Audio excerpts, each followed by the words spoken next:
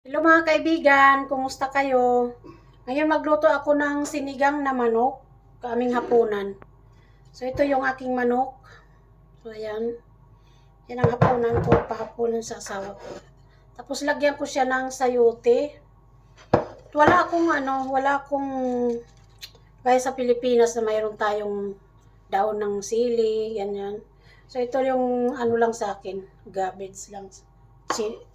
China col to. China col. At saka, ito yung aking panggisa. Yan.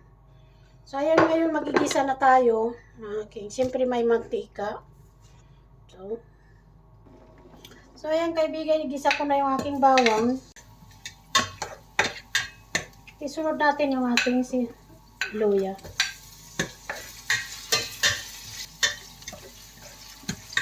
Sunod naman natin yung ating sibuyas. Ayan. Marami akong sibuyas kasi kaya nanihan ko na. Siguro lagay ko na yung aking kamatis. Ayan, ngayon ilagay ko na yung aking manok. Nilagyan ko na to ng asin kanina. Baba. Ayan.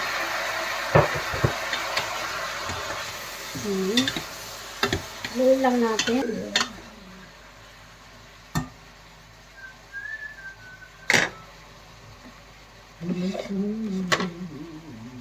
Lagyan ko muna siya ng konting tubig.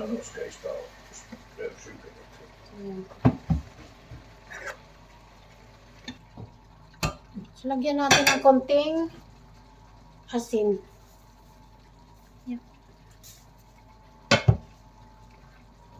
Haluin natin ulit.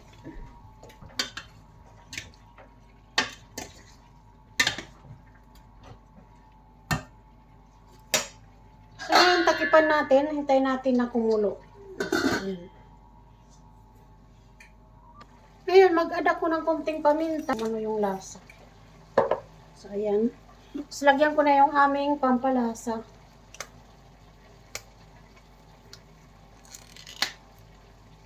Ayun. Gastromat. So, ayan. Baka naman dyan, gastromat.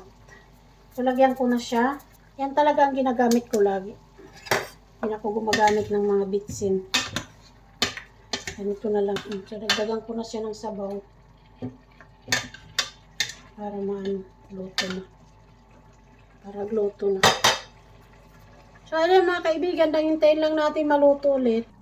So, ayan mga kaibigan, luto na yung aking manok. So, ilagay ko na yung aking sayote. I-add na natin yung ating sayote. So, ayan. Ayan. So, ayan mga kaibigan, hintayin lang natin uli maluto yung ating sayote at saka kain na tayo. So, ayan.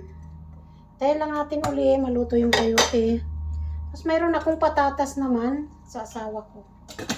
So, ayan mga kaibigan. So, ayan mga kaibigan, luto na yung aking sayote. So, ilagay ko na yung aking cabbage. Ayan. So, hintayin lang natin. So, maluto naman itong cabbage. So, ayan mga kaibigan, malapit na maluto. Maraming salamat sa aking mga viewers at sa mga subscribers. Please subscribe and support sa aking YouTube channel. Maraming salamat po. Luto na. Thank you for watching. Bye-bye.